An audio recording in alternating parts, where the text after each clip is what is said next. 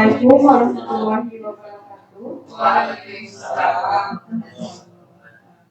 Puji dan syukur marilah kita panjatkan kehadirat Allah Subhanahu wa taala karena atas rahmat dan karunia-Nya kita dapat berkumpul dalam acara diseminasi restitusi untuk menciptakan budaya positif pada hari ini. Salawat serta salam semoga tercurahkan kepada Nabi Muhammad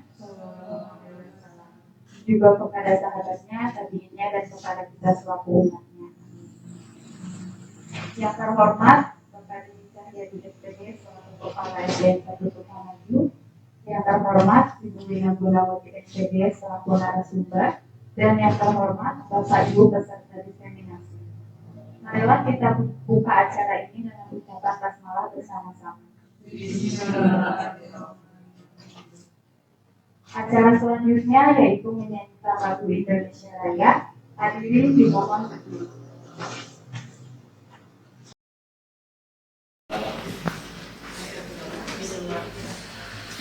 Hiduplah Indonesia Raya, Indonesia tanah air, tanah tumpah darah.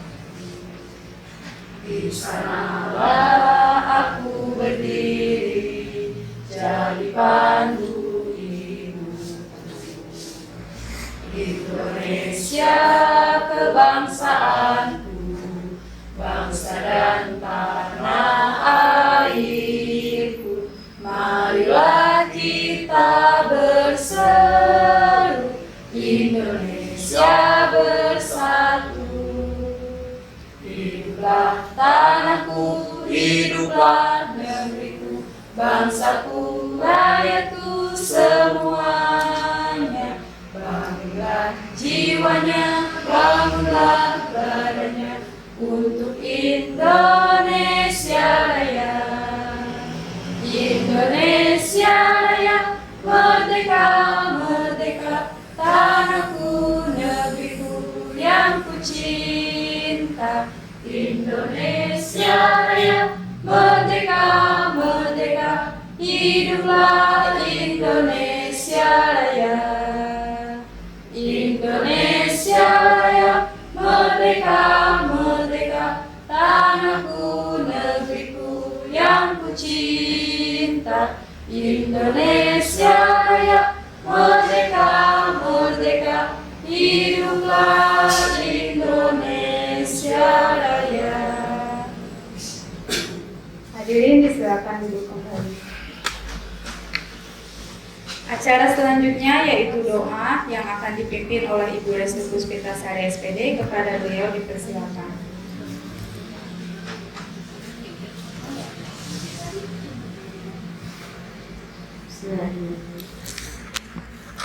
Allahumma inna nas'aluka salamatan dini wa afiyatan fil jasad wa ziyadatan fil ilmi wa barakatan fil rizqi wa tawbatan qabla al-maut wa rahmatan indal maut wa maghfiratan ba'dal maut.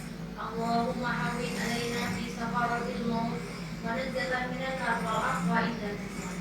Rabbana la tuzigh qulubana ba'da idh hadaytana wa hab lana min ladunka rahmah innaka antal wahhab. Rabbana atina fid dunya hasanah wa fil akhirati hasanah wa qina adzabannar. Terima kasih kepada Ibu Restu Puspitasari SPD atas doanya. Acara selanjutnya yaitu sambutan dari Bapak Kepala SDN 1 Sukamaju kepada Bapak Didi Cahyadi SPD. Dipersilakan.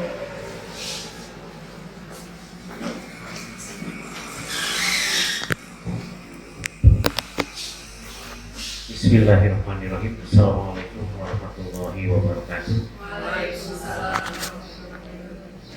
Alhamdulillah wassalatu wassalamu ala Rasulillah wa ala alihi wa sahbihi wa mawalah. Asyhadu an la ilaha illallah wa asyhadu anna syarika lahu wa asyhadu anna Muhammadan abduhu wa rasuluhu amma ba'du. Puji syukur kepada Allah Subhanahu wa taala. Alhamdulillah pada siang ini kita masih diberi nasihat dan pada kesempatan ini kita bisa berkumpul dalam rangka diseminasi program guru penggerak restitusi untuk menciptakan budaya positif. Insya Allah nanti kita akan mendapat pencerahan dari narasumber Ibu Lina Gunawati. Beliau akan memberikan berbagai pengalaman, sharing ilmu hasil beliau mengikuti PGP. Nah, kita sebagai bagian juga dari guru yang akan nanti juga mengimplementasikan kurikulum baru. Insya Allah nanti narasumber Bu Ina dalam hal ini akan berbagi ilmu kepada kita semua. Karena itu mohon pada saatnya nanti kita memperhatikan dengan seksama, dan kalaupun nanti ada hal yang perlu ditanyakan, silakan bertanya kepada narasumber.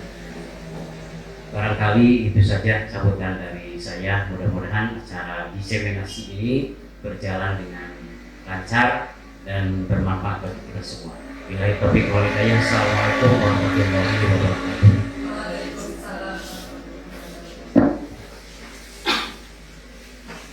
Terima kasih kepada Bapak Didi Cahyo di SPD atas sambutannya. Hadirin yang saya hormati, marilah kita mulai ke acara inti, yaitu penyampaian materi oleh narasumber. Kepada Ibu Wina Gunawati SPD dipersilakan.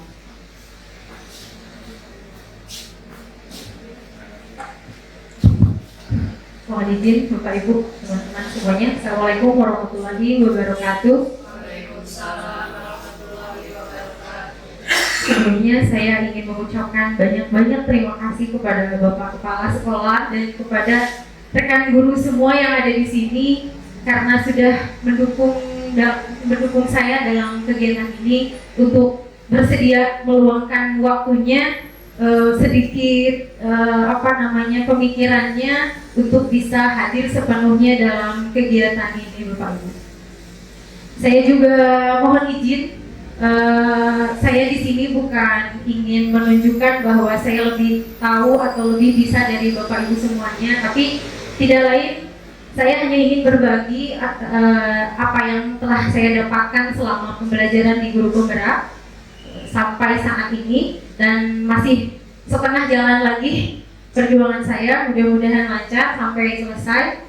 Dan apa yang saya pelajari di program Guru Penggerak itu bukan hanya untuk saya sendiri, tapi melainkan untuk sekolah kita. Jadi ilmu ataupun pengalaman yang saya dapatkan itu tidak hanya untuk saya sendiri, karena nanti yang akan mengimplementasikannya itu kita semua. Semua perubahan-perubahan yang diharapkan dalam program Guru Penggerak tidak akan terjadi, tidak akan berjalan kalau hanya saya yang bekerja sendiri, yang berjalan sendiri. Melainkan harus ada kolaborasi dari kita semua. Untuk itu mudah-mudahan sedikit pengalaman, pemahaman yang saya dapatkan kemarin mudah-mudahan bisa kita aplikasikan di sekolah kita dan bisa memajukan sekolah kita menjadi sekolah yang aman dan nyaman untuk anak murid kita belajar. Baik Bapak Ibu, materi kita ini adalah tentang restitusi untuk menciptakan budaya positif. Ini mau ininya langsung di sini begini. Oh ya, oke. Ya, ini adalah peta konsepnya. Jadi nanti ada konsep-konsep inti yang akan dipelajari yang berkaitan dengan budaya positif ini. Yang pertama adalah makna disiplin, yang kedua hukuman dan penghargaan, kemudian ada keyakinan kelas, dan terakhir restitusi. Itu sendiri yang menjadi materi inti Bapak Ibu. Baik, sebelumnya budaya positif, mungkin ada belum mengenal istilah budaya positif Bapak Ibu? Ya, budaya positif ini adalah kebiasaan atau perilaku yang membudaya, perilaku positif yang membudaya di sekolah, sehingga akan menciptakan lingkungan sekolah, lingkungan belajar yang aman dan nyaman untuk bisa siswa berkembang dengan maksimal. Jadi penting sekali menciptakan budaya positif di sekolah, karena kalau misalnya lingkungan sekolahnya tidak nyaman, tidak aman untuk siswa belajar, maka kemungkinan besar mereka akan gagal untuk berkembang karena lingkungannya tidak nyaman untuk mereka. Nah, makanya pentingnya di sini menciptakan budaya positif. Apa yang harus kita lakukan? Bapak Ibu setuju kalau untuk menegakkan kedisiplinan itu lumayan sulit. Ya, untuk saya sendiri masih suka ada aja Hari ini ada peristiwa apa, besoknya masalahnya sama, orangnya berbeda. Jadi ternyata kemarin itu tidak efektif apa yang kita laksanakan. Tapi kita semuanya setuju bahwa setiap ada perilaku yang salah, memang harus ada sesuatu yang terjadi dan tidak boleh dibiarkan. Betul ya Bapak Ibu? Baik, kita ke konsep yang pertama adalah tentang makna disiplin. Bapak Ibu, yang Bapak Ibu ketahui dari disiplin itu apa? Ya, boleh Bu Wiwi. Kalau menurut saya disiplin itu jadi sesuai dengan aturan. Ya, terima kasih Bu Wiwi. Sesuai dengan aturan. Baik Bapak Ibu. Di sini ada pertanyaan, mengapa kita berperilaku? Adakah pengaruh atau dorongan dari lingkungan atau yang lain yang mendorong kita untuk berperilaku atau berbuat sesuatu, atau semata-mata karena dorongan dari diri sendiri? Ya, boleh dibawa. Ya, dari orang lain, dari lingkungan. Ada dorongan. Mungkin seperti ini gambarannya Bapak Ibu. Takutnya kita bingung ya. Kita bereksperimen sedikit. Coba ambil apa saja barang yang ada di sekitar Bapak Ibu. Anggap saja itu adalah barang atau benda yang paling penting untuk Bapak Ibu. Boleh dipegang, digenggam kuat-kuat. Takut hilang, takut ada yang mencuri. Nah, kemudian teman yang di sampingnya saling mempengaruhi. Bagaimana caranya supaya teman kita itu mau membukakan genggaman tangannya dan menyerahkan barang itu. Apa yang akan dilakukan?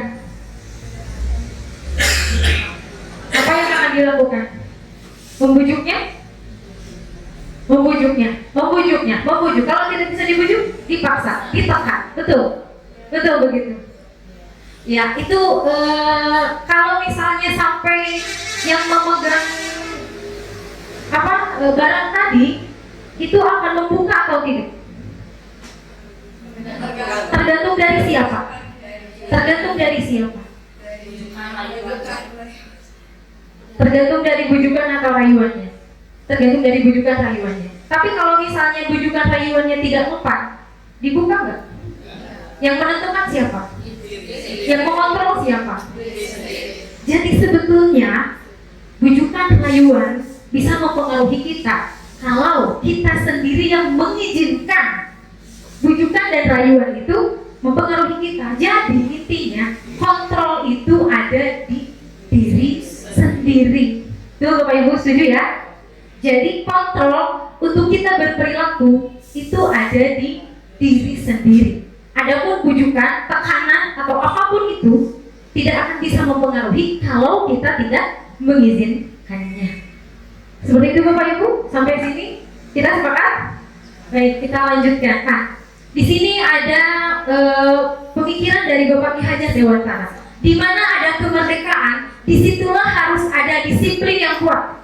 Sungguh pun disiplin itu bersifat self-disiplin, yaitu kita sendiri yang mewajibkan kita dengan sekeras-kerasnya, tetapi itu sama saja. Sebab jikalau kita tidak cakap melakukan self-disiplin, wajiblah penguasa lain untuk mendisiplin diri kita.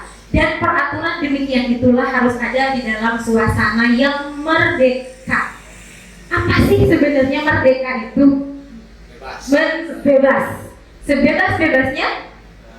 Tidak. Tapi terikat menurut aturan yang telah ditentukan. Oke, batasannya ada aturan. Siap. Menurut Bapak Ki Hajat Dewantara itu ada di dalam bukunya. Definisi dari kata merdeka itu adalah, ini bahasa Jawanya Bapak Ibu.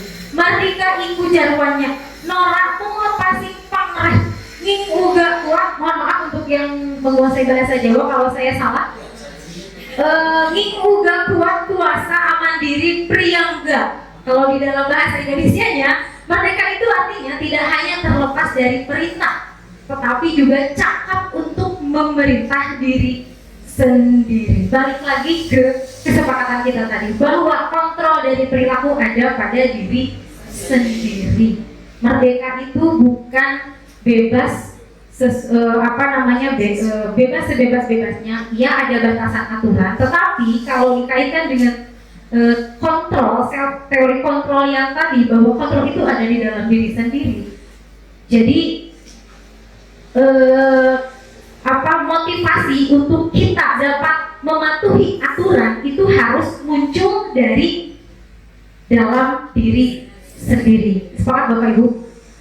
Baiklah. Nah, sebetulnya makna disiplin, kalau misalnya kita kaitkan dengan merdeka, kita bebas tapi sesuai dengan aturan. Kalau misalnya dengan adanya aturan, kemudian ada yang melanggar, kita hukum, apakah itu bertentangan dengan merdeka atau tidak? Apakah disiplin itu berarti terikat? Apakah disiplin itu berlawanan dengan merdeka?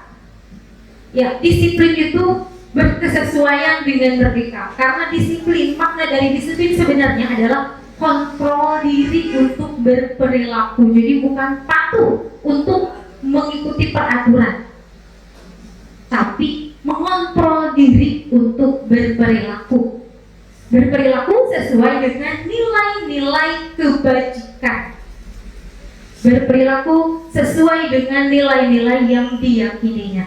Jadi kalau misalnya ada anak yang datang ke sekolah itu harus tepat waktu, bukan karena harus mematuhi aturan. Aturan di sekolahnya adalah tepat waktu. Jadi kamu datang ke sekolah harus tepat waktu, melainkan harus ada motivasi bahwa kalau datang terlambat itu bertentangan dengan nilai-nilai kebajikan. Kira-kira nilai kebajikan itu apa sih sebetulnya? Kita akan bahas setelah ini Bapak Ibu. Baik, nah makna disiplin, baik tadi sudah disampaikan. Ini ada ketika berperilaku itu ada dua motivasi, ada motivasi ekstrinsik dan motivasi intrinsik. Motivasi ekstrinsik itu bisa tadi untuk menghindari hukuman. Jadi ketika kita mematuhi suatu aturan itu untuk menghindari hukuman, maka motivasinya berasal dari luar. Kemudian untuk mendapatkan penghargaan, pujian dan sebagainya, itu juga datang dari luar. Jadi itu termasuk ke dalam motivasi ekstrinsik. Nah, disiplin harus muncul dari dalam dirinya, yaitu untuk menghargai diri sendiri. Karena memang kita itu meyakini suatu nilai-nilai kebajikan, sehingga kita akan menjadi manusia dengan kepribadian yang lebih kuat, menjadi manusia yang lebih baik, yang sesuai dengan nilai-nilai kebajikan. Baik Bapak Ibu, dulu saya juga sama waktu di sekolah mengenal hukuman dan penghargaan, reward and punishment. Mungkin Bapak Ibu juga masih ingat. Hukuman itu adalah bentuk pengendalian seseorang yang bersifat satu arah, memaksa, tidak terencana dan menyakitkan sehingga akan tercipta identitas yang gagal. Itulah alasannya kenapa hukuman itu tidak diperkenankan. Bahkan kalau bisa sama sekali tidak dilakukan. Kalaupun terpaksa dilakukan itu adalah alternatif yang terakhir, yang memang tidak ada lagi. Misalnya ada yang hamil di luar nikah, misalnya. Kita memperbaikinya dengan cara apa? Kan tidak mungkin kita masukkan lagi bayinya ke dalam perut. Tidak mungkin diulangi. Jadi mungkin ada kebijakan dari sekolahnya seperti apa. Kalau misalnya harus sampai ada yang dikeluarkan, itu adalah alternatif yang paling akhir, yang memang tidak ada lagi jalan keluarnya.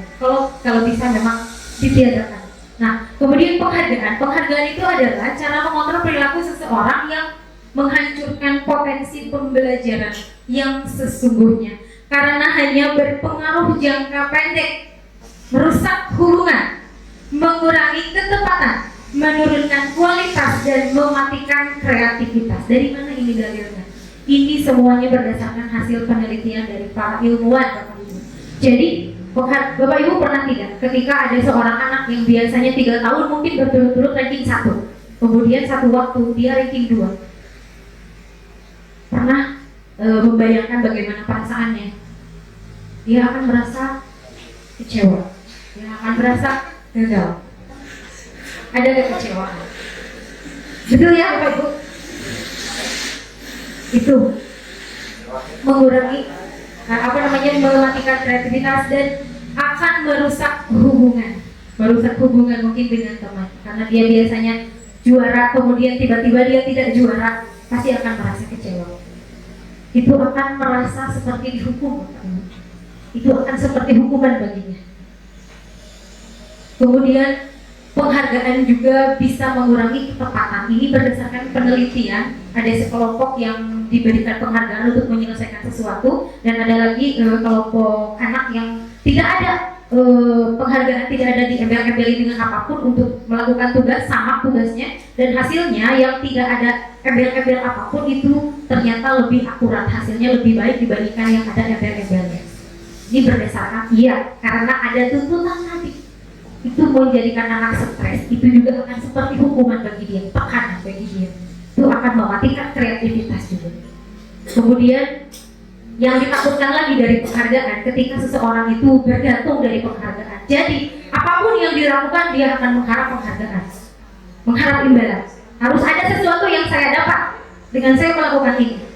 Nah, ketika penghargaan itu tidak diterima,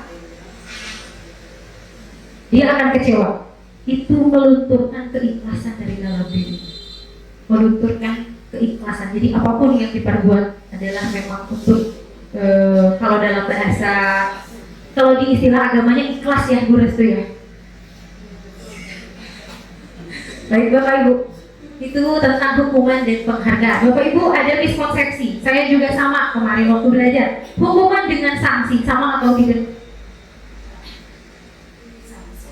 Sanksi dengan hukuman, ya, sanksi dengan hukuman itu adalah dua kata dengan arti berbeda sebenarnya. Jadi kalau hukuman tadi membuat menderita, menyakitkan, kalau sanksi itu akibat langsung dari perbuatan. Nanti kita akan bahas lebih lanjut apa perbedaannya. Ya.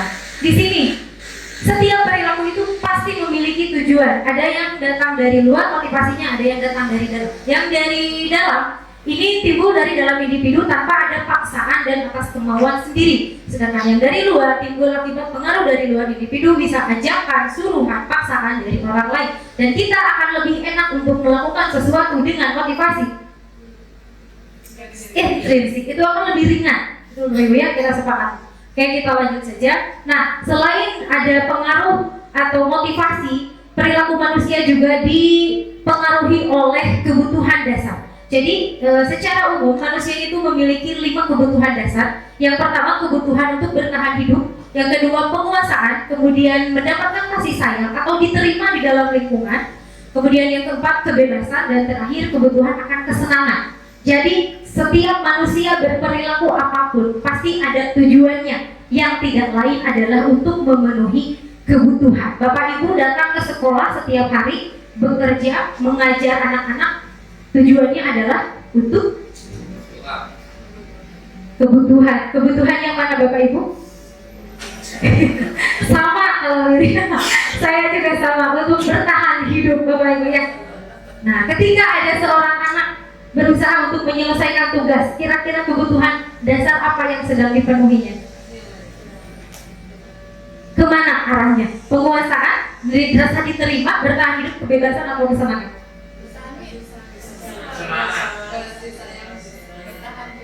Ya, rasa diterima.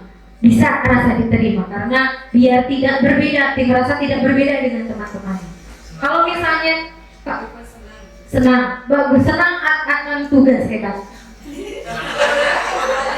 Jadi Bapak Ibu, kalau misalnya ada anak yang berperilaku menyimpang, misalnya kita lagi belajar, ada aja anak yang ribut, ngobrol sendiri, gambar-gambar, lari-larian, atau ke main sesuatu, kira-kira dia itu sedang memenuhi kebutuhan yang mana? Kesenangan. Jadi memang ada tujuannya, dan itu alamiah, itu manusiawi. Tinggal kita bagaimana mengontrolnya, bagaimana kita memenuhi kebutuhan dia yang tidak terpenuhi dengan cara yang lain Bapak Ibu. Misalnya apa yang bisa kita berikan ketika sedang belajar, ada anak-anak yang ngobrol, main gambar sendiri, atau lari-larian, dia sedang mencari kesenangan. Kira-kira kesenangan apa yang bisa kita tawarkan selain itu agar dia bisa belajar dengan kita? Ya, kita cari variasi pembelajaran. Berarti pembelajaran itu membosankan untuk dia. Itu ya Bapak Ibu. Jadi kita buat strategi pembelajaran yang menyenangkan untuk anak-anak, supaya kebutuhan akan kesenangan mereka bisa dipenuhi, sehingga perilaku-perilaku yang tidak diinginkan itu tidak muncul. Itu contoh sedikit ya, bagaimana perilaku dilakukan untuk memenuhi kebutuhan. Baik, kita lanjutkan. Nah, tadi kita membahas nilai-nilai kebijakan universal. Apa sebetulnya nilai-nilai kebajikan universal? Nilai-nilai kebajikan universal itu nilai-nilai kebajikan yang disepakati bersama lepas dari suku bangsa, agama, bahasa, dan sebagainya. Jadi satu dunia itu menyepakati bahwa nilai-nilai itu adalah termasuk kebajikan. Misalnya, saling menghormati. Adakah negara atau suku bangsa tertentu di luar sana yang tidak setuju dengan nilai itu? Saya rasa tidak ada, Bapak Ibu ya. Jadi semua sepakat bahwa saling menghormati itu adalah salah satu dari nilai kebajikan. Kemudian jujur. Adakah salah satu agama yang menentang kejujuran? Saya rasa tidak mungkin, Bapak Ibu ya. Kemudian apalagi peduli terhadap sesama. Adakah yang menentang itu? Tidak. Jadi itu contoh-contoh dari nilai-nilai kebajikan universal tadi. Jadi itulah yang menjadi tujuan kenapa anak harus disiplin. Disiplin itu disesuaikan dengan apa? Bukan semata-mata dengan aturan, tapi sesungguhnya hakikatnya agar mereka bisa bersikap sesuai dengan nilai-nilai kebajikan yang universal yang kita sepakati bersama. Nilai-nilai kebajikan itu adalah sifat-sifat positif manusia yang merupakan tujuan mulia yang ingin dicapai setiap individu. Oke. Nah, di kita sekarang di dalam kurikulum Merdeka kita mengenal adanya profil pelajar Pancasila. Bisa kita simpulkan nilai-nilai kebajikan untuk kita saat ini. Ini sebetulnya merangkum dari apa yang ada di dalam permen tentang tujuan pendidikan. Jadi, profil pelajar Pancasila ini merangkum tujuan dari pendidikan: beriman, bertakwa kepada Tuhan Yang Maha Esa dan berakhlak mulia. Yang kedua, mandiri. Kemudian yang ketiga, bernalar kritis. Yang keempat, berkebinekaan global dan gotong royong. Kemudian yang terakhir adalah kreatif. Nah, nilai-nilai inilah untuk kita saat ini yang menjadi acuan anak-anak untuk berperilaku, Bapak Ibu. Kita lanjutkan lagi. Nah, tadi selain disiplin, makna disiplin, kemudian ada hukuman dan penghargaan. Konsep inti yang ketiga adalah tentang keyakinan kelas. Ini hal baru untuk saya juga kemarin, Bapak Ibu. Apa itu keyakinan kelas? Ini adalah kesepakatan kelas berupa pernyataan universal yang diyakini bersama oleh siswa dan guru dalam proses pembelajaran. Apa bedanya dengan aturan? Ya, aturan. Kita akan menggeser aturan kelas atau peraturan sekolah menjadi keyakinan kelas atau keyakinan sekolah. Kenapa keyakinan? Kenapa peraturan? Peraturan identik dengan mengikat, tuh ya, terkungkung, terikat, dan konotasinya selalu negatif. Bahkan ada anekdot yang mengatakan aturan dibuat untuk dilanggar. Betul, Bapak Ibu. Makanya istilah aturan boleh kita ganti dengan keyakinan. Keyakinan itu adalah nilai-nilai yang diyakini atau dipercayai oleh bersama-sama oleh guru, murid, bahkan oleh dengan orang tua murid juga bekerja sama. Semuanya sepakat nilai-nilai kebaikan apa yang akan diyakini atau dipercayai oleh kelas kita atau oleh sekolah kita. Seperti apa sih rumusannya? Ini misal contohnya. Keyakinan kelas di sini ada saling menghargai, saling menghormati, saling menyayangi, sikap peduli lingkungan.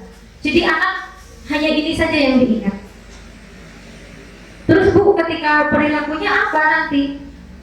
Nanti itu ketika membuat keyakinan kelas bisa berkelompok dicontohkan. Kira-kira saling menghargai itu tampak pada perilaku apa saja ya? Kemudian menyayangi itu tampak pada perilaku apa saja, atau peduli lingkungan itu tertampak pada perilaku apa saja. Jadi apapun perilaku mereka kita kembalikan ke sini. Ketika ada anak yang mencontek misalnya, ini tidak ada di sini ya. Kalau boleh, nah ini adalah hanya contoh. Jadi nanti Bapak Ibu boleh di sini ditambahkan misalnya kejujuran atau bersih, aman, bersih, rapi dan sehat misalnya. Nah, jadi apapun perilaku mereka itu akan dikembalikan kepada keyakinan kelas. Ketika anak ada temannya yang jatuh, kemudian teman-teman lainnya menertawakan. Keyakinan kelas mana yang dilanggar? Ya, jadi kita tidak akan terlalu detail menyebutkan satu persatu perilakunya seperti apa. Itu akan membuat pusing anak-anak dan tidak akan hafal. Ya, oh emang ada aturannya ya, saya nggak boleh gini, saya harus begitu, ada aturannya. Nah, kalau hanya ini, saling menghormati, menyayangi, itu gampang, mudah diingat, mudah dihafal. Jadi ketika kita tanya, ada perilaku menyimpang yang muncul, kita tanya, kamu melakukan itu menentang keyakinan kelas kita atau tidak? Ingat keyakinan kelas kita apa? Nah, tadi misalnya menertawakan teman yang jatuh, melanggar keyakinan kelas tidak? Keyakinan kelas mana yang kamu langgar? Yang kamu tidak lakukan. Kita kan sudah percaya, kita sudah meyakini bahwa kita harus menjunjung tinggi nilai-nilai ini. Ini kesepakatan dari awal kita buat. Nah, kira-kira apa yang bisa kamu lakukan? Bisa kira-kira seperti itu Bapak Ibu ya. Ini contoh keyakinan kelas. Nah, sebetulnya kita, di dalam penegakan disiplin kita itu mengenal ada 5 posisi kontrol. Itu berdasarkan teori kontrol dari, saya lupa lagi nama ilmuannya siapa.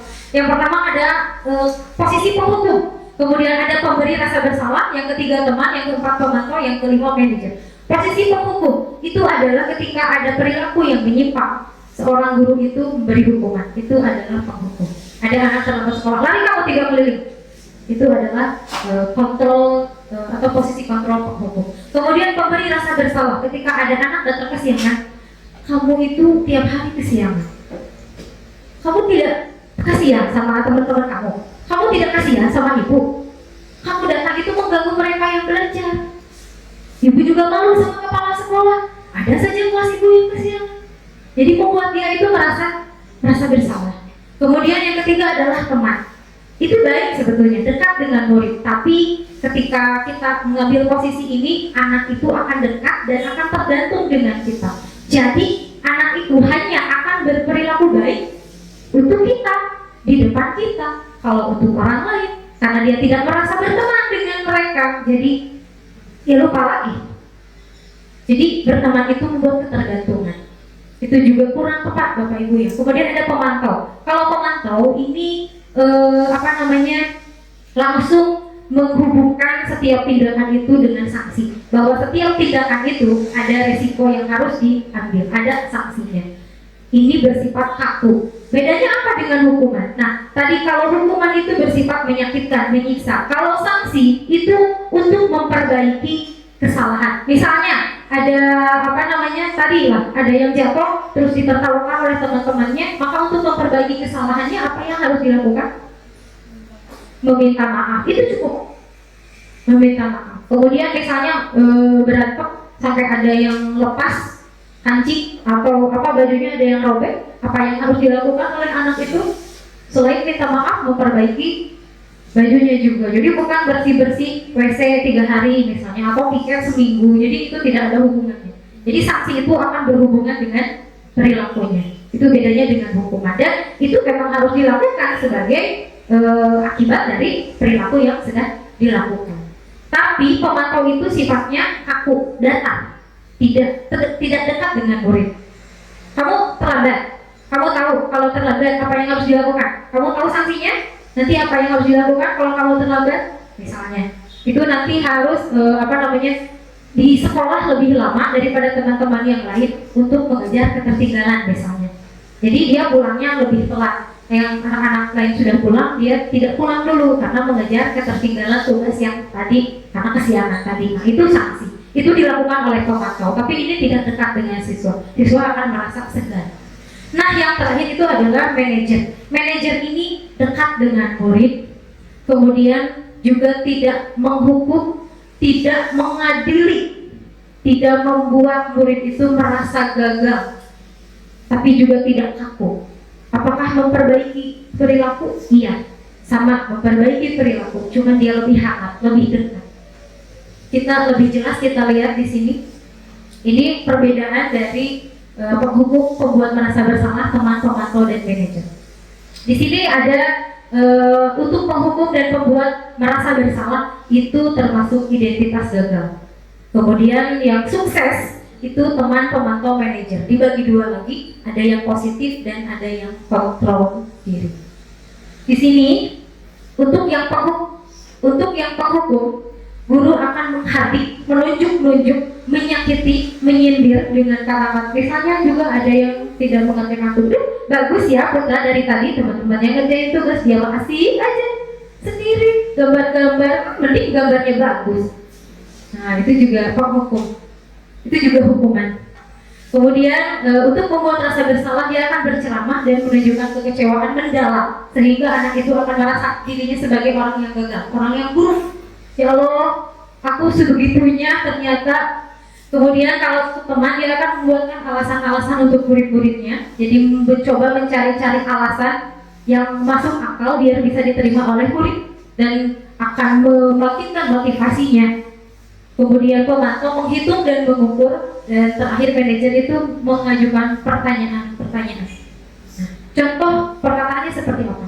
Untuk yang pengukur, kalau kamu tidak melakukannya, saya akan, dan seterusnya. Untuk membuat merasa bersalah, kamu sudah mengecewakan Bapak Ibu. Kemudian untuk yang teman, lakukan demi Bapak Ibu ya. Ya sudah, nanti lagi. Jangan seperti itu. Udah gampang ini nanti Ibu bantu beresin. Itu untuk yang teman. Kemudian untuk yang pemantau, seperti tadi, apa peraturannya? Apa konsekuensinya? Apa yang telah kamu lakukan? Lalu apa yang terjadi sekarang? Jadi kaku. Kemudian untuk yang manajer, nah ini kita hubungkan dengan keyakinan. Apa yang kita yakini? Apa kamu meyakini hal tersebut? Kamu percaya dengan nilai-nilai saling menghormati? Percaya kalau itu penting. Kalau kamu meyakininya, maukah kamu memperbaikinya? Kalau kamu memperbaikinya, jadi kira-kira hal tersebut akan menggambarkan apa tentang diri kamu? Jadi ada pertanyaan-pertanyaan yang dipandu untuk anak kembali mengingat keyakinan dan untuk meyakini sesuatu yang sudah disepakati bersama, sehingga dia akan kembali menjadi manusia yang sesuai dengan nilai-nilai kebajikan tadi. Nah, hasilnya untuk yang penghukum, dia akan memberontak. Tidak sedikit juga yang mendendam, menyalahkan orang lain. Saya masih ingat, Bu Wiwin juga mungkin masih ingat waktu kami kuliah S1, ada salah satu dosen yang di kelasnya itu tiap pertemuan minta maaf. Kenapa? Karena katanya ada teror yang tidak enak. Nah, dia takutkan itu berasal dari mahasiswa yang pernah disakiti. Jadi dia selalu minta maaf. Nah, itu hasil dari takutnya itu. Kalau kita selalu memberi hukuman, itu akan membuat anak benci, marah, mungkin lebih parah lagi dendam dengan kita. Kemudian untuk membuat merasa bersalah, hasilnya nanti dia akan menyembunyikan, menyangkal, berbohong. Dan untuk teman nanti akan ketergantungan, seperti yang sudah tadi disampaikan. Dan kemudian untuk pemantau, untuk menyesuaikan hanya bila diawasi. Ada ibu. Kalau nggak ada ya lablas aja. Nah, untuk manajer ini kelebihannya, dia bisa menguatkan watak atau karakter. Jadi kalau dia dikembalikan dengan keyakinan nilai-nilai kebajikan yang memang diyakini, dipercayai, dan dia akan harus menjadi seperti itu, maka dimanapun dia berada dengan lingkungan yang seperti apapun, karena dia yakin dan percaya dengan nilai-nilai kebajikan, maka dia akan tetap memegang itu semua karena berasal dari motivasi intrinsiknya. Dia akan menjadi manusia yang berkepribadian lebih kuat. Kita lanjutkan lagi. Nah, kita ke intinya, restitusi. Apa itu restitusi? Restitusi dapat membantu murid menjadi lebih memiliki tujuan, disiplin positif, dan memulihkan dirinya setelah berbuat salah. Penekanannya bukanlah pada bagaimana berperilaku untuk menyenangkan orang lain atau menghindari ketidaknyamanan, namun tujuannya adalah untuk menjadi orang yang menghargai nilai-nilai kebajikan yang mereka percaya. Ini adalah perbedaan dari hukuman konsekuensi atau sanksi tadi dan restitusi. Hukuman itu sesuatu yang menyakitkan. Kemudian kalau konsekuensi ya harus terjadi dan relevan dengan perilaku. Restitusi itu kita memberikan pilihan. Jadi tidak kita langsung, kamu sudah menertawakan teman, minta maaf. Tapi kita yang bertanya, apa yang kamu lakukan? Keyakinan mana yang kamu langgar? Lalu apa yang bisa kamu lakukan untuk memperbaiki itu semua? Jadi biarlah murid yang menentukan apa yang harus dilakukan untuk memperbaiki kesalahannya. Kita hanya memandu dengan pertanyaan. Jadi itu akan muncul dari dalam diri anaknya sendiri. Kemudian tidak nyaman untuk hukuman itu tidak nyaman dan tidak untuk jangka waktu tidak nyamannya untuk jangka waktu yang panjang. Jadi kekurangan lain dari hukuman itu hanya bersifat sementara hasilnya. Dia akan jerak hanya kalau ada hukuman. Kalau tidak ada hukuman, dia akan merasa bebas. Hanya sebentar. Tapi kesakitannya, traumanya, sakit hatinya itu bisa bertahan lebih lama. Bahkan mungkin bisa mempengaruhi perilakunya di masa depan. Dan itu saya pernah rasakan Bapak Ibu. Bagaimana trauma dari merasa dihukum itu bisa mempengaruhi saya di masa depan. Sampai sekarang saya masih merasakan itu. Kemudian untuk konsekuensi itu sama, akan tidak nyaman untuk murid, tapi hanya untuk jangka waktu yang pendek karena hanya selama diawasi. Tapi kalau restitusi itu bisa menguatkan murid untuk jangka waktu yang panjang karena semuanya muncul dari dalam dirinya sendiri. Kemudian korban mendapatkan keadilan, ya. Yang korban maksudnya bukan yang melakukan perbuatannya, tapi yang merasakan akibat dari perbuatan yang salah itu dia akan mendapat keadilan. Ya, yang kita tawakan tadi akan mendapatkan keadilan karena yang menertawakannya dikasih hukuman. Nah, kalau yang konsekuensi ini korban bisa diabaikan. Untuk yang restitusi, korban mendapatkan ganti. Untuk hukuman, murid atau anak akan tersakiti kalau konsekuensi itu dibuat tidak nyaman, dan kalau restitusi itu anak mendapatkan penguatan Bapak Ibu. Sampai sini ada pertanyaan? Mungkin nanti ada sesi tanya jawab ya Bu. Ya, ini adalah langkah apa sih yang harus dilakukan untuk menjalankan restitusi ini? Ada tiga tahapan yang dikenal dengan segitiga restitusi. Yang pertama itu validasi, menanyakan menstabilkan identitas. Yang pertama menstabilkan identitas, kemudian yang kedua validasi tindakan yang salah, kemudian yang ketiga menanyakan keyakinan. Apa itu menstabilkan identitas? Bagian dasar dari segitiga restitusi itu adalah bertujuan untuk mengubah identitas anak dari orang yang gagal karena melakukan kesalahan menjadi orang yang sukses karena bangkit dari kesalahan. Anak yang melanggar peraturan adalah anak yang sedang mengalami kegagalan. Dia mencoba memenuhi kebutuhan dasarnya, namun karena mungkin tidak pandai mengungkapkan, dia berekspresi dengan hal yang tidak diharapkan. Nah, maka dari itu untuk meyakinkan si anak dengan cara menyatakan kalimat-kalimat bahwa berbuat salah itu tidak apa-apa. Maksudnya tidak apa-apa itu manusiawi, hal yang lumrah. Kita kembalikan identitasnya supaya dia tidak merasa buruk atau tidak merasa gagal. Kemudian bahwa manusia tidak ada yang sempurna. Ibu bapak juga pernah melakukan kesalahan dan seterusnya. Kemudian apa itu validasi tindakan yang salah? Itu berdasarkan prinsip setiap perilaku berupaya memenuhi suatu kebutuhan tertentu. Mengenali dan mengakui kebutuhan murid ini dapat memperbaiki hubungan kita dengan murid. Seperti apa yang bisa kita lakukan untuk memvalidasi tindakan yang salah? Misalnya mengajukan pernyataan atau pertanyaan, kamu bisa saja bertindak lebih gegabah dari ini. Atau kamu bukan melakukannya tanpa suatu alasan, bukan? Pasti kamu punya alasan kan? Kemudian kamu melakukan karena mempertahankan sesuatu yang penting. Atau mungkin kamu bisa mempelajari sesuatu perilaku baru yang lebih efektif. Bisakah? Bersediakah kamu mempelajarinya? Kemudian yang terakhir ini adalah menanyakan keyakinan. Seperti apa menanyakan keyakinan? Sebagai keluarga atau kelas apa yang kita yakini? Ini hubungannya dengan tadi. Di awal makanya untuk menjalankan restitusi itu kita harus membuat keyakinan kelas atau keyakinan sekolah. Kemudian yang kedua, nilai-nilai apa yang telah kita sepakati? Seperti apa gambaran sebuah kelas yang ideal buatmu? Kamu ingin menjadi orang yang seperti apa? Itu contoh-contoh kalimat pertanyaannya seperti itu Bapak Ibu. Ya, baik Bapak Ibu. Kemarin saya sudah sempat menerapkan apa yang telah saya sampaikan tadi. Jadi pemahaman-pemahaman yang sudah saya pelajari, yang sudah saya sampaikan juga kepada Bapak Ibu. Alhamdulillah saya mulai terapkan di kelas saya, dan mungkin saya mulai dengan mengenalkan keyakinan kelas. Jadi sebelum kita melakukan segitiga restitusi, hal pertama yang harus kita lakukan adalah mengenalkan tentang keyakinan kelas. Kita kuatkan dulu fondasinya. Nah, seperti apa sih rumusan keyakinan kelas ini yang sudah kita buat kemarin bersama-sama dengan anak-anak di kelas 6A.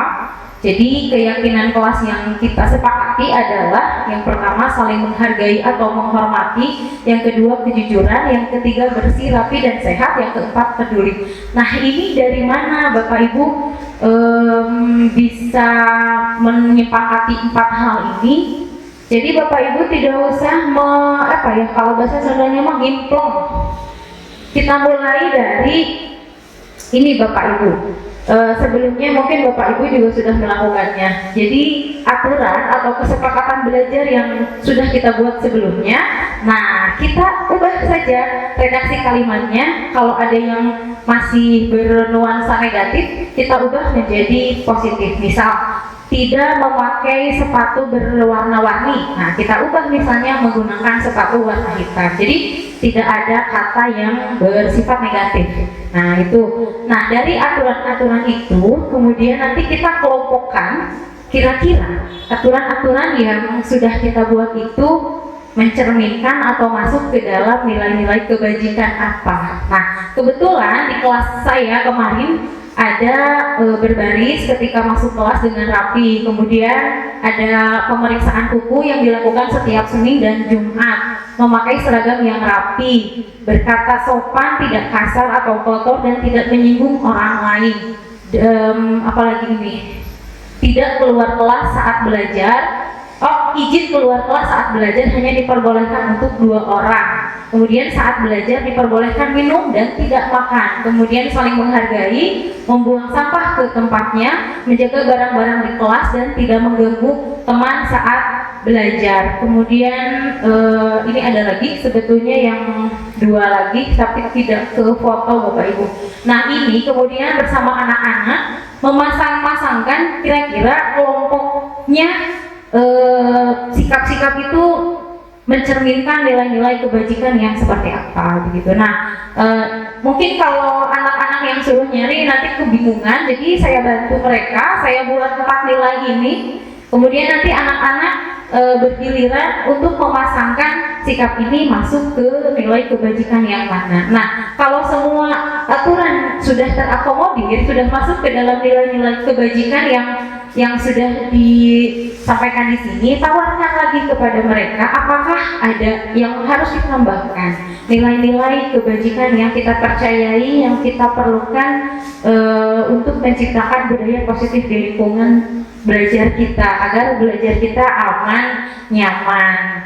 Nah, kalau misalnya sudah cukup, mungkin jadi ini kita kukuhkan. Memang sebaiknya Bapak Ibu untuk keyakinan kelas itu tidak usah terlalu banyak. Jadi untuk awal 3-5 saja, agar mudah diingat untuk anak-anak.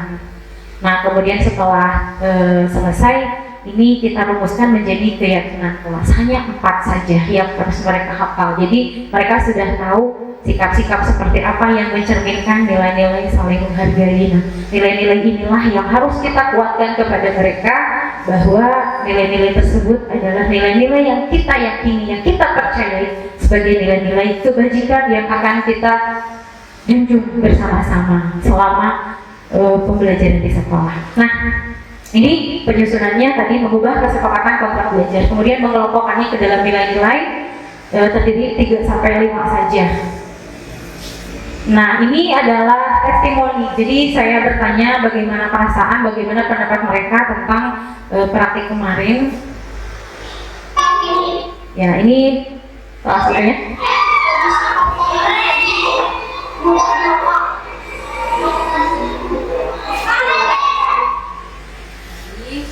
Ini juga hasilnya. Keyakinan kelas karena lebih mudah dihafal dibanding kesepakatan belajar, karena kesepakatan belajar lebih banyak dan tidak sempat tertuliskan. Ya,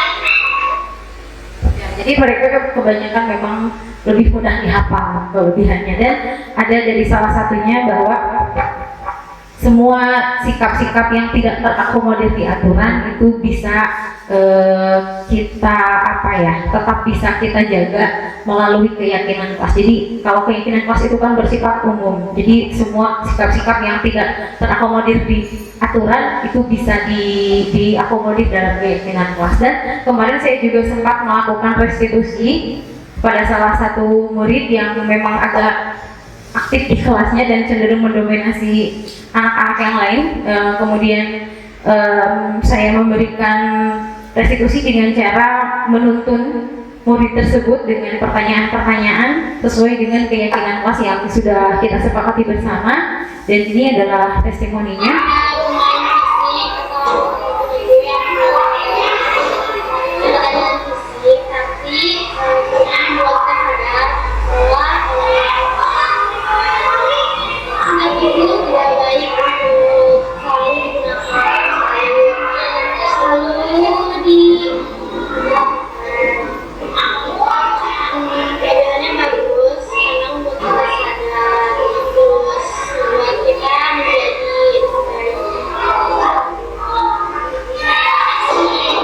Ya, jadi apa yang dilakukan kemarin itu tidak melukai perasaannya, tetap menstabilkan identitas dia sebagai anak, sebagai murid yang sedang mengenal lingkungan, sedang belajar.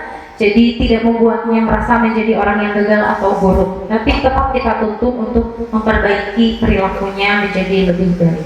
Tidak bisa mungkin ya? Ini saya tutup saja dengan sebuah quotes dari Plato. Kemenangan pertama dan terbaik adalah menaklukkan diri sendiri. Jadi Bapak Ibu, kalau kita ingin menciptakan atau mendorong anak untuk bisa mengontrol dirinya sendiri, maka yang lebih dulu kita lakukan adalah mengontrol diri kita sendiri untuk tetap bisa sabar, tetap bisa berakal sehat menghadapi semua perilaku atau fenomena-fenomena yang tidak diharapkan yang terjadi di lingkungan sekolah kita, Bapak Ibu. Demikian, nanti kita lanjutkan sesi tanya jawab, Bapak Ibu. Terima kasih. Assalamualaikum warahmatullahi wabarakatuh. Alhamdulillahirrahmanirrahim. Materi yang luar biasa bermanfaat ya Ibu-Ibu, masuk tangannya. Nah, selanjutnya mari kita lanjutkan ke sesi tanya jawab bagi Bapak atau Ibu yang mau bertanya. Silakan. Ada yang mau bertanya? Ya, Ibu Nabila, silakan. Bismillahirrahmanirrahim. Assalamualaikum warahmatullahi wabarakatuh. Izin bertanya ya Bu. Dulu ketika saya kuliah, justru setiap mata kuliah itu suka mengajarkan untuk ketika kita sedang mengajar itu harus ada hukuman atau penghargaan atau reward punishment. Dan kenapa restitusi ini baru ada sekarang?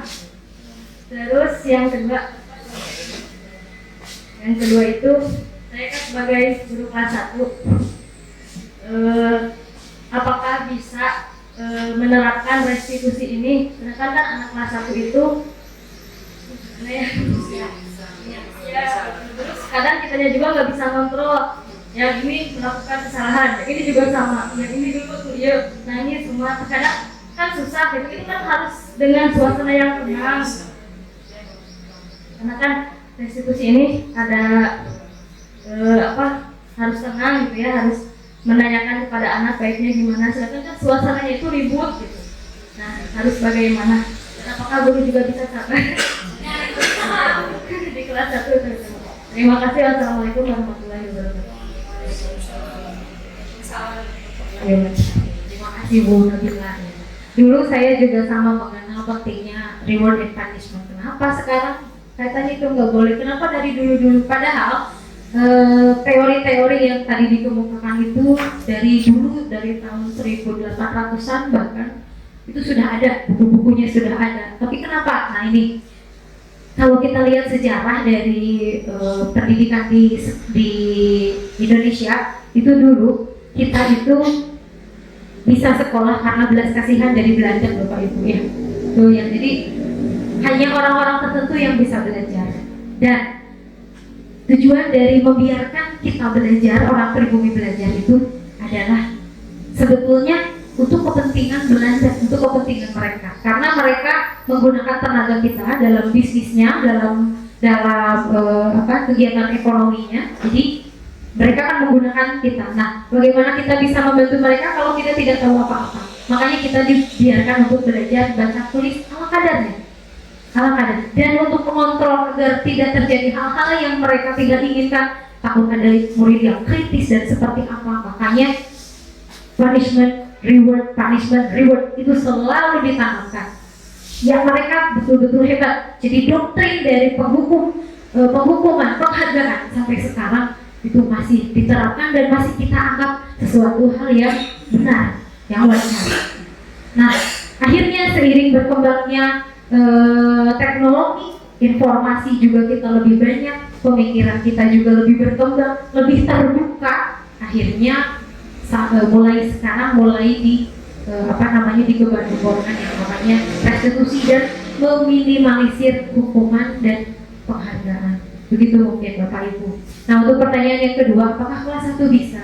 Restitusi itu bisa dijalankan dari semua jenjang. Hanya mungkin pelaksanaannya, bahasa yang kita gunakan tentu akan berbeda, seperti keyakinan kelas. Kalau bahasa Indonesia mereka kurang paham, kita terjemahkan ke dalam bahasa Sunda, kan tidak haram ya Bu ya, boleh. Jadi kita menggunakan bahasa yang sederhana yang memang bisa dipahami oleh siswa. Dan makanya kenapa tidak dirinci perilaku per perilaku. Kadang-kadang apa yang ditulis perilaku itu mereka tidak paham maksudnya kemana. Tapi kalau kita langsung sujud saling menghormati, insya Allah anak-anak tahu bagaimana harus saling menghormati. Coba kalau lamun koyokan menghormati orang lain enggak. Nah, itu mereka akan paham insya Allah, pelan-pelan Bapak Ibu ya. Nah, terus kapan waktunya? Kan ini di kelas lagi. Memang restitusi itu dialog Bapak Ibu. Jadi dialog langsung kita dengan siswa. Makanya kita harus ada waktu tersendiri dengan siswa tersebut. Apakah boleh di luar jam pelajaran? Boleh. Nanti setelah pulang misalnya yang tadi berperilaku yang sampai sangat kelewatan gitu ya, harus perlu direstitusi gitu. Nanti kita panggil saja setelah pulang sekolah, ayah warpas misalnya gitu. Nanti kita pakai bahasa yang sederhana. Jadi kita masuk ke dunia anak kelas 1 seperti apa bahasa. Jadi kita sederhana bahasa. Mungkin mudah-mudahan tidak puas ya Bu. Nanti silakan, atau ada lagi atau sudah selesai? Cukup ya, terima kasih. Assalamualaikum, bangga kembali ke Bu Awang. Ya, alhamdulillah akhirnya kita sampai pada akhir acara, yaitu penutup. Marilah kita tutup acara ini dengan ucapan hamdalah bersama-sama. Ya, assalamualaikum warahmatullahi wabarakatuh.